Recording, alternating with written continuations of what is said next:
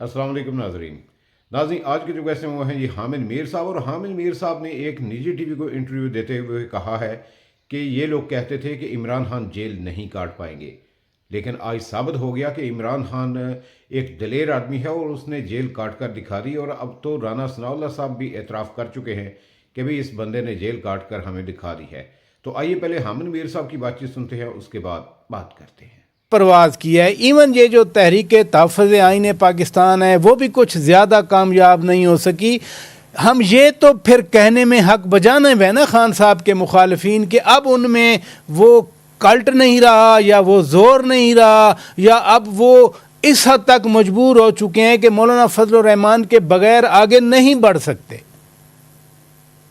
नहीं, मैं ये इस तरह बात नहीं करूँगा। अच्छा, मैं उसको इस तरह कहूँगा कि जेल जाके इंसान जो है उसको बहुत कुछ चीज़ों की समझ आ जाती है, उसको सीखने का मौका मिलता है। ये तो आप माने कि मौलाना फजल रहमान समेत उनके बहुत से सियासी मुखालफिन का ये ख्याल था कि इमरान खान तो 2 दिन भी जेल नहीं काट सकता, ये तो 36 घंटों के बाद 48 घंटों के बाद हाथ जोड़ के माफ़ी मांग के बाहर आ जाएगा। लेकिन आज सब कह रहे हैं, यहाँ तक कि राना सनाउल्लाह साहब जो कहते थे कि मैं इसको इमरान खान को मच की जेल में बंद कर दूंगा, वो भी कह रहे हैं कि यार मानने की बात है कि इमरान खान ने जेल बड़ी बहादुरी से काटी है। तो जेल बहादुरी से वही काटता है जो जेल के अंदर बैठकर अपनी माजी की गलतियों का तज्जिया करता है और उसको समझ आती है कि मेरे से क्या क्या गलती हुई है। तो आप इसको इस तरह से लें कि इमरान खान साहब जो हैं उन्होंने ये जो एक काफ़ी लंबी कैद काट ली है, तो इसमें उन्होंने कुछ चीज़ें सीखी हैं, उनको कुछ समझ आई है, जैसा कि उनके साथ मुलाकात करने वाले लोग हमें बताते हैं। तो अब जो इमरान खान साहब की तरफ से जो पैगामात दिए जा रहे हैं मौलाना फजल रहमान साहब को, एक तो मैंने आपको बता दिया कि उन्होंने कहा कि भाई अगर आपका ये कोई कंसर्न है कि मेरी रिहाई के बाद ये होगा कि फिर आपका ख्याल में कि मैं सारी पिछली बातें भूल जाऊंगा और फिर जब अगला इलेक्शन आएगा तो फिर हम एक दफ़ा फिर एक दूसरे के आमने सामने खड़े हो जाएंगे, तो अगर ये मसला है तो ठीक है, आप बताएं कि किस किस जगह पे आपने एडजस्टमेंट करनी है हमारे साथ, कौन कौन सी सीट चाहिए।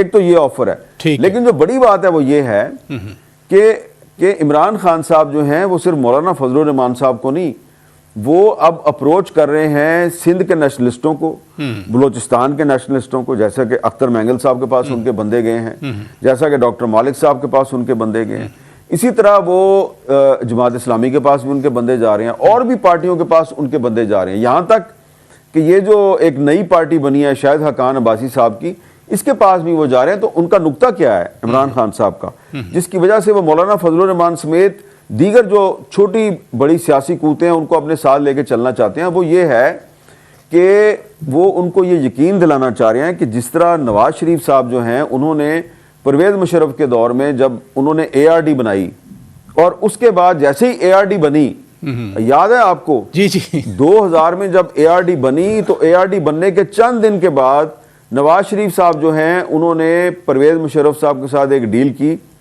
और वो पाकिस्तान से बाहर चले गए। मीर साहब ARD तो सैयद जफर अली शाह साहब के घर इधर ही G7 में बनी थी। मेरा ख्याल है उस रात आप भी मौजूद थे जब बेगम कुलसूम नवाज साहिबा मरहुमा उस घर में आई हुई थी। लेकिन मीर साहब अब अगर ये अलायंस अभी तक नहीं बना, जरा मैं इसी बात को मुकम्मल करना चाह रहा हूं। प्लीज, मैं इसी बात को मुकम्मल करना चाह रहा हूं। उसके बाद फिर PDM बनी।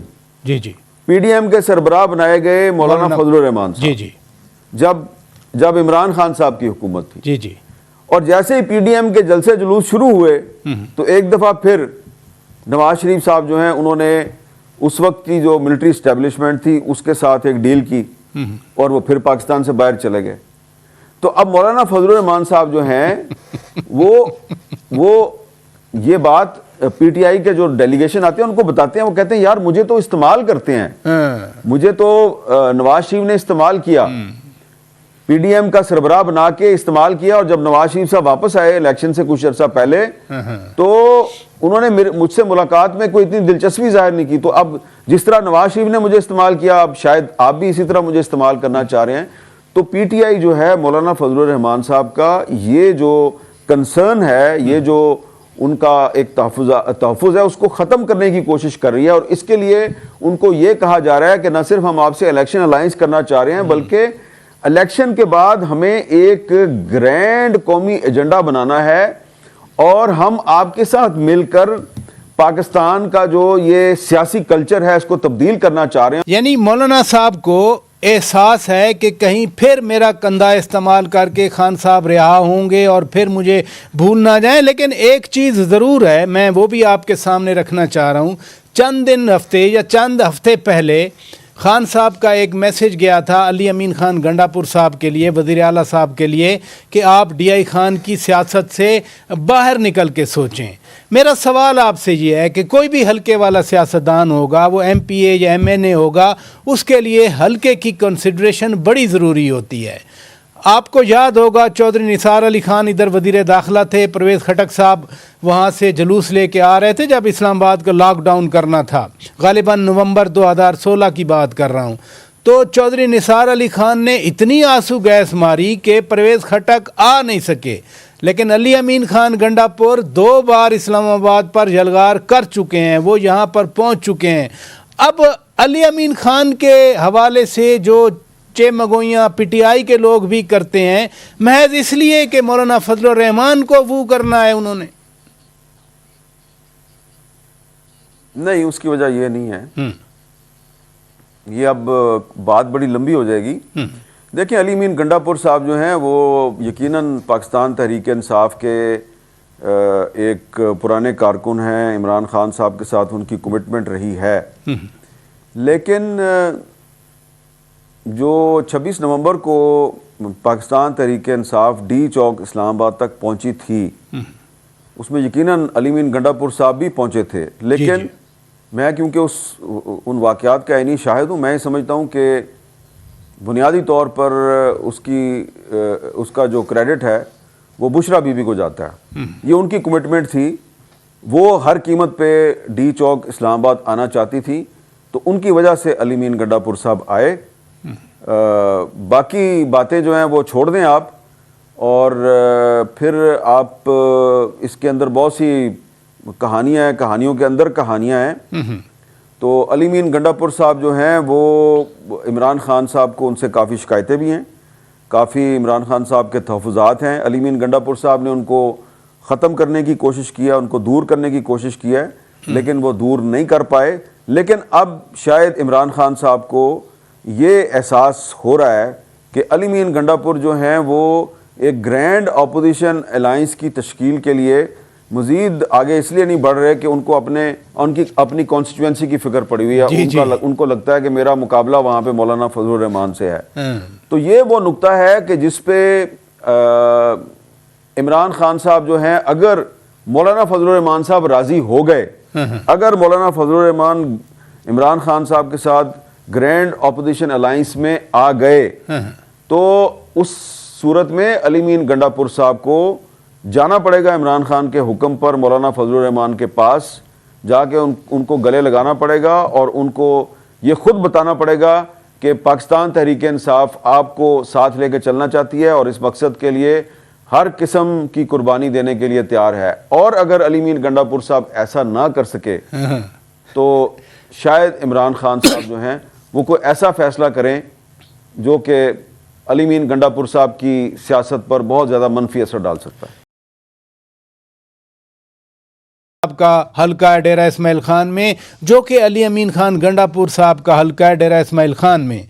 अब अगर एक ने रहना है, अभी गवर्नर साहब परसों रात गए थे, मौलाना से मिल आए थे, आप कह रहे हैं कि अली अमीन खान को भी जाना पड़ेगा, तो फिर अली अमीन खान गंडापुर की अपनी पॉलिटिक्स का क्या होगा? वो तो हर काम खान के हुक्म पे करता रहे हैं ना। देखें, अली अमीन गंडापुर साहब की जो सियासत है वो इमरान खान की मरहून मिन्नत है और ये बात वो खुद भी कहते हैं। तो जो फैसल करीम कुंडी साहब हैं, उनके पास मौलाना फजलुर रहमान साहब को देने के लिए कुछ नहीं है।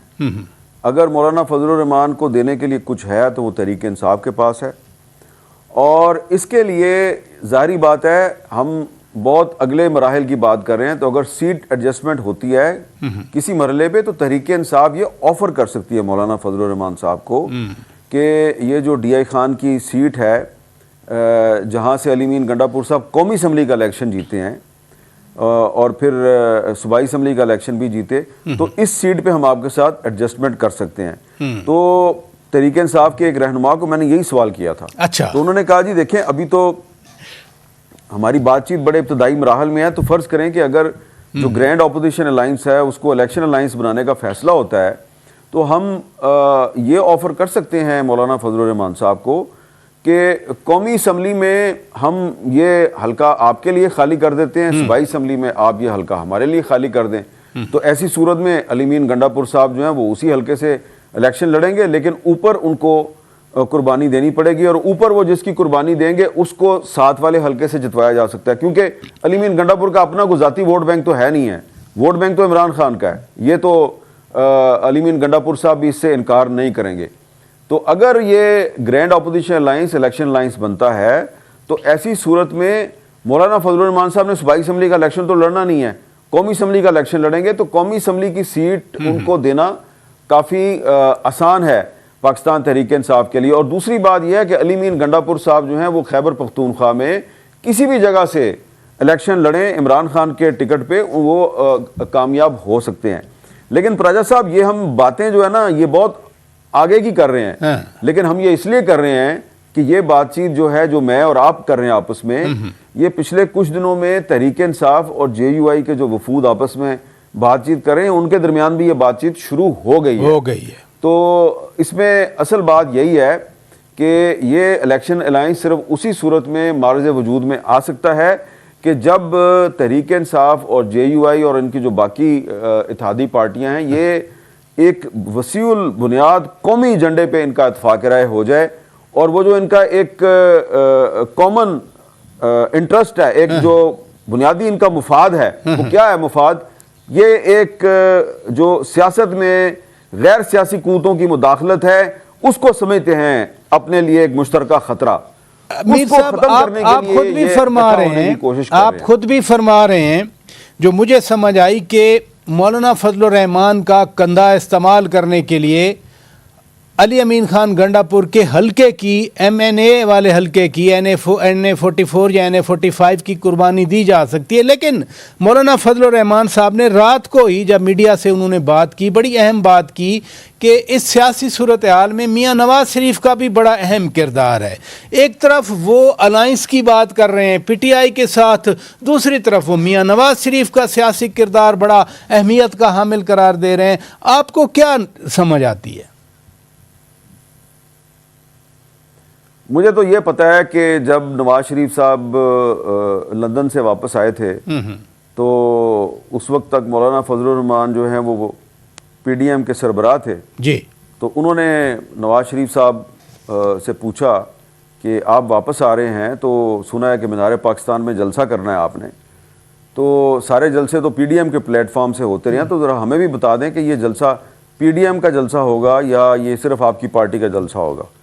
तो मौलाना साहब को फरमाया गया कि जी ये सिर्फ हमारा जलसा है, PDM का इससे कोई ताल्लुक़ नहीं। फिर नवाज शरीफ साहब वापस आ गए, फिर मौलाना साहब ने उनसे रब्ता किया कि भाई वो मैं PDM का सरबराह हूँ, मुझे थोड़ा इत्मीनान में लीजिए, क्या करना है आगे चल के, क्या करना है?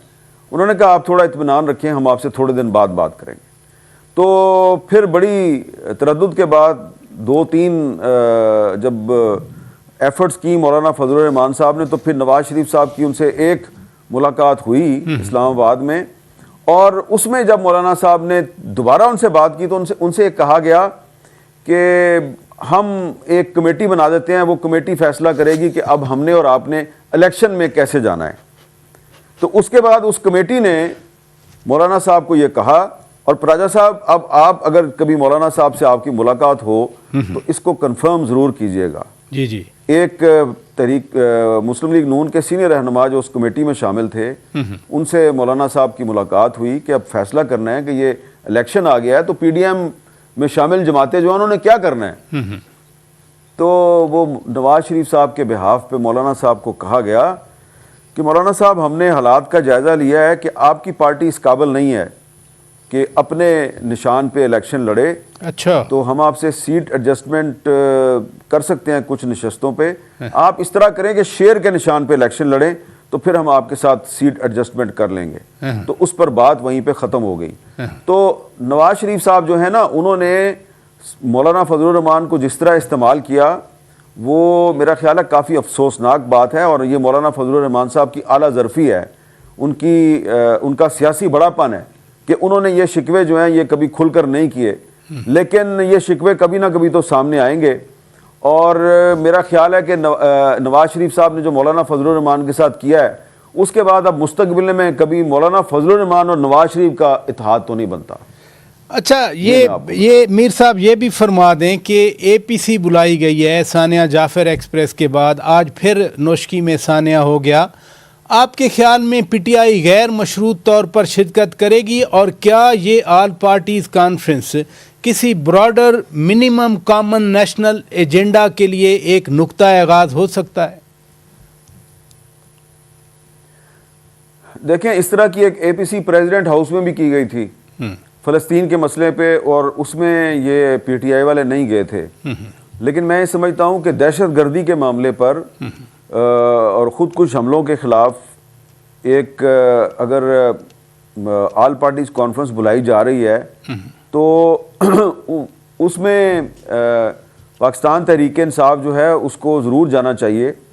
लेकिन उसके लिए ये भी ज़रूरी है कि अगर आप नेशनल इंटरेस्ट में चाहते हैं कि तहरीक इंसाफ दहशत गर्दी के मुकाबले के लिए हुकूमत का साथ दे, तो उसके लिए हुकूमत को पाकिस्तान में ऐसा सियासी माहौल भी पैदा करना चाहिए कि जो तहरीक इंसाफ है उसके लिए एपीसी में शामिल होना, एपीसी में बैठना उनके लिए जायज़ हो।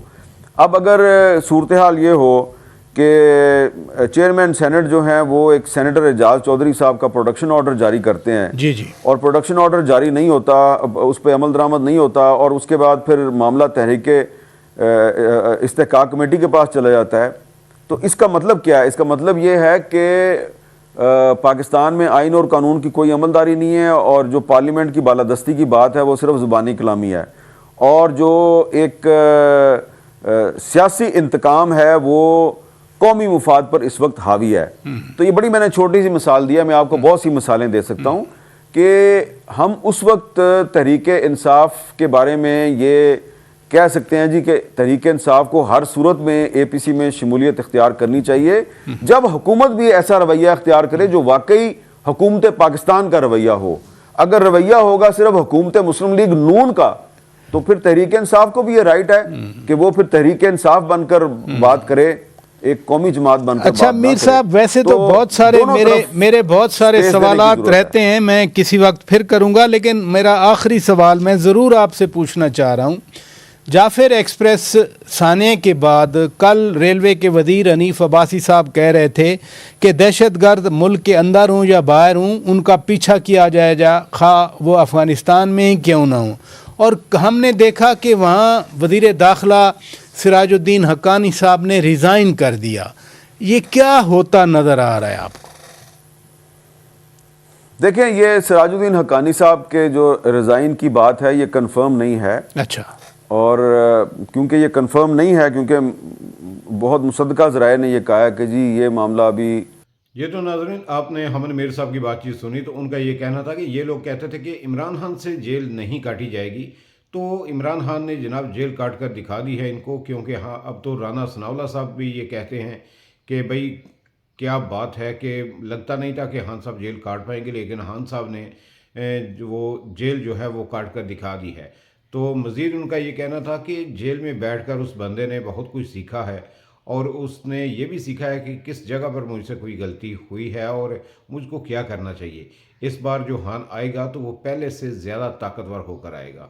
तो ये थे जनाब हामिद मीर साहब, इजाज़त दीजिए, अल्लाह हाफिज़।